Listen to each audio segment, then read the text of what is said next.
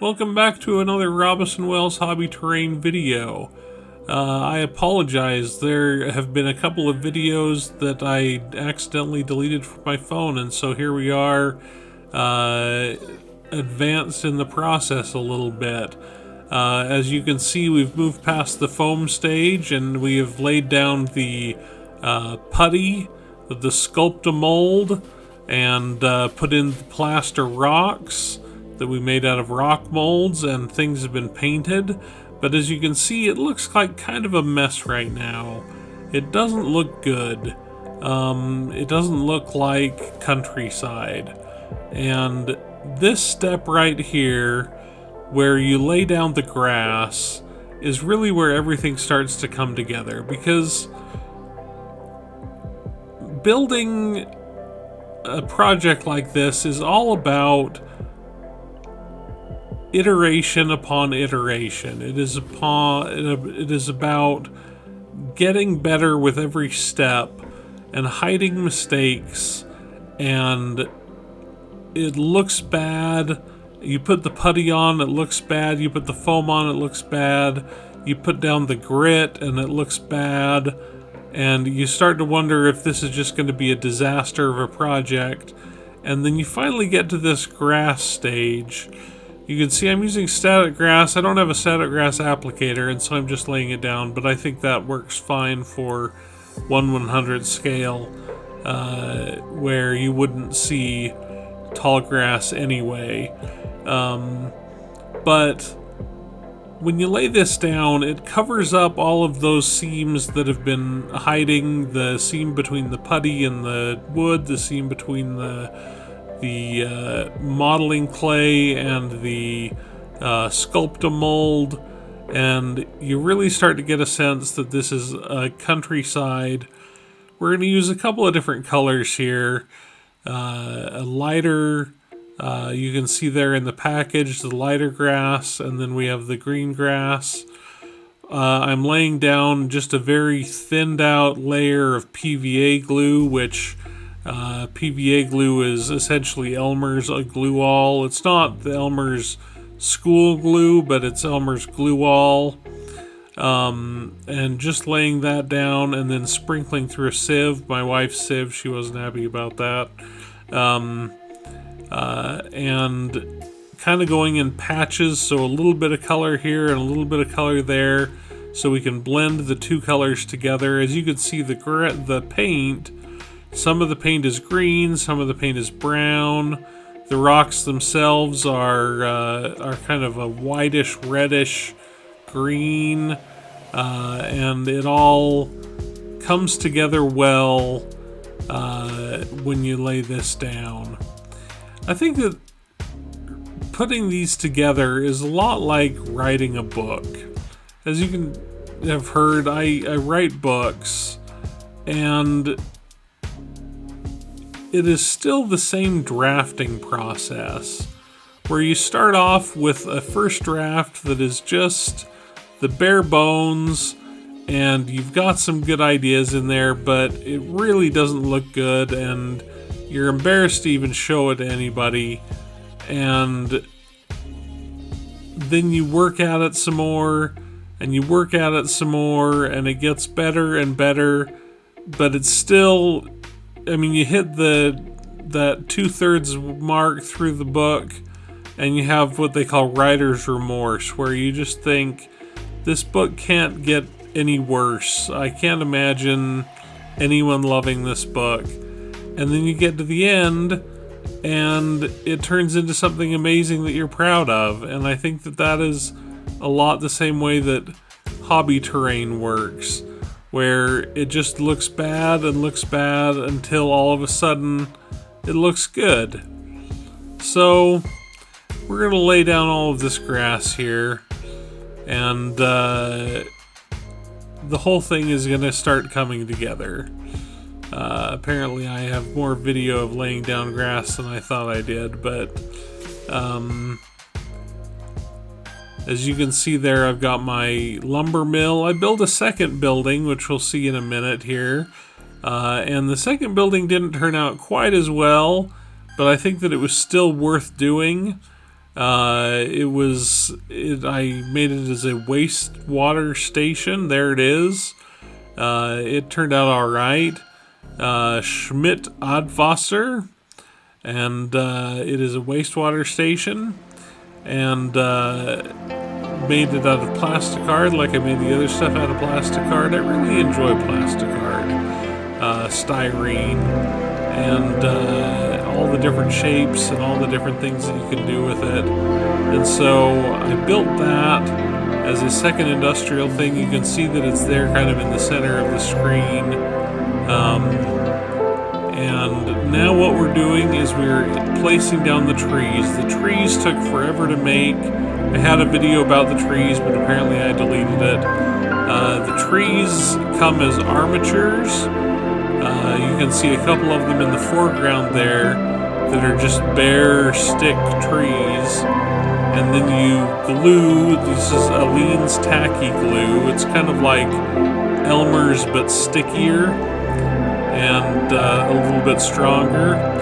And you lay it down on the armature, and then you glue down the clump foliage that goes on the trees. And so I am putting down glue on the bottom of the trees and then pressing the trees down. They've got a little spike on the end that I'm pressing down into the foam, and that holds them in there pretty well. There were a couple places where I tried to lay the trees down into wood, and I tried super glue, and I tried a couple other things, and it didn't really work. If I had pulled out my drill, I could have gotten it to work, but I decided instead just to move the trees to a different area. But so we have a lot of trees that are going in, and the trees, I think, really pull everything together. There are 3 different colors of flocking, and they all look a little bit different, and it gives a whole new vibe to the project. At this point, it really is starting to come across as this is West German countryside. This is war, and it's just a lot of fun at this point. This is where things get fun and stop getting frustrating, and you can really start to enjoy the process. So I'm putting in all of the trees. Got a whole bunch more trees bare there in the back, but yeah, this is a fun project.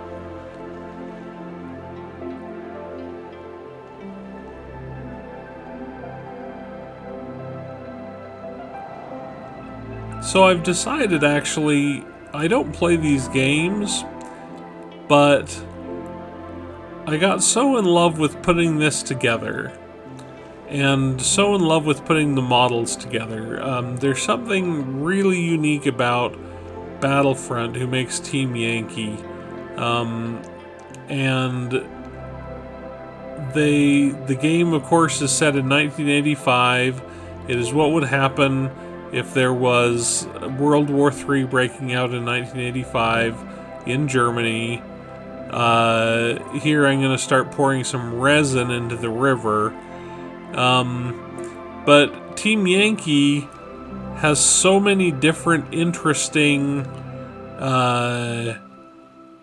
units, so many a variety of weird and wild vehicles on both the Soviet and the American side, and on the West German side, and on the Israeli side, and the British side, and all sorts of different sides of 1985 World War III combat. And it's not sci-fi. It's not, when I say World War III, it's not sci-fi. It's all of the equipment that they had then at the time. This is the first time that I'd used epoxy, and I wanted to have a river that actually looked like a river, and I've done it before with a Woodland Scenics product, which is a model railroading product, and it didn't come across too well, but this 5-minute epoxy was fantastic. It is expensive because it took 3 different bottles to do the whole river, and the 3 different bottles, I mean, altogether came to, I think, $16, so it wasn't super expensive, but it was expensive for what it was. So now I'm building the lumber mill. As you saw in the last video, I had the logging camp, and I wanted it to be surrounded by stacks and stacks of lumber. So I am building the lumber for the lumber mill. It's little details like this that I think make the project. That I have the sewage treatment plant, that I've got the lumber mill. They add little stories to the overall look of the piece. So it is not just countryside, rolling hills, but there are moments of interesting storytelling devices, such as these buildings. So I'm taking the now cut pieces of, those are barbecue skewers and toothpicks, and I'm painting them in dark shades of brown, and they are going to be my trees. And there are a whole bunch of them. As we'll see here in a minute, I'm not going to paint all of them here on screen, but I just wanted to show you one of the little details of putting together the last minute look of the piece all together. I just love the details. There are more details that I put in. I put in a bridge. I put in, on the bridge, I put in railings that go across the highway there to keep you from falling off. And now is when I'm going to start gluing down the lumber. As you can see in the foreground there, I've got all of the lumber. And there's the lumber mill. So let's start stacking lumber and make it turn into an actual lumber mill. And it is not a scientific process. This is where a little bit of haphazard looks good, because logs are logs and they don't have to look like anything mechanical. They don't have to look like they were stacked extremely neatly. They're not all the same length, they're not all the same color, and they are stacked and glued down. And so you'll see me go a little quicker here, but it's just a matter of getting everything down, everything pretty, and we're going to do a couple of stacks of these, and then we're going to put some on the actual conveyor belt going into the lumber mill. And it's just that added detail. As you can see in the foreground there, we've got the river. You can't really see from this angle, but there is epoxy in that river, and it's clear epoxy that looks like water. And I think that turned out really nicely. I really like the rocks. Those are plaster rocks that I made out of plaster molds. And those turned out really nicely, I think. And overall, I'm just, see there we have the lumber mill. We've got the boards on the conveyor belt going into it. You can see I put up a sign, Woldholz, which means forest timber, and pretended that that's a logo. So now we've got the finished product. I've laid down the troops. We've got over here we've got our Soviet rocket launchers. We've got our anti-aircraft. We've got tanks. Up here we've got our Soviet fighters. Well, not fighters, attack bombers. The Frogfoots. Tanks, and more tanks crossing the river. And we've got over there some Humvees. This is the American side.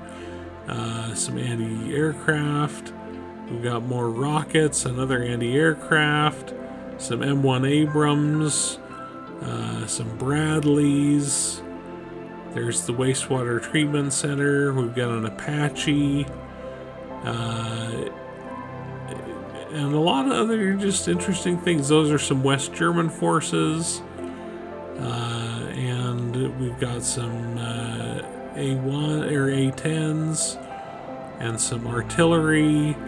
And there's the river. You can see a little bit of the water coming down the river. And there we have it. Team Yankee board, West Berlin, West Germany. It is done. I'm really pleased with it. It's better than I had hoped. I'm really pleased with the rocks. I'm really pleased with the river. I'm really pleased with the trees. I think it came across really well. My next project is going to be on a much smaller scale, but it'll be something that stretches me and uses skills that I don't have yet.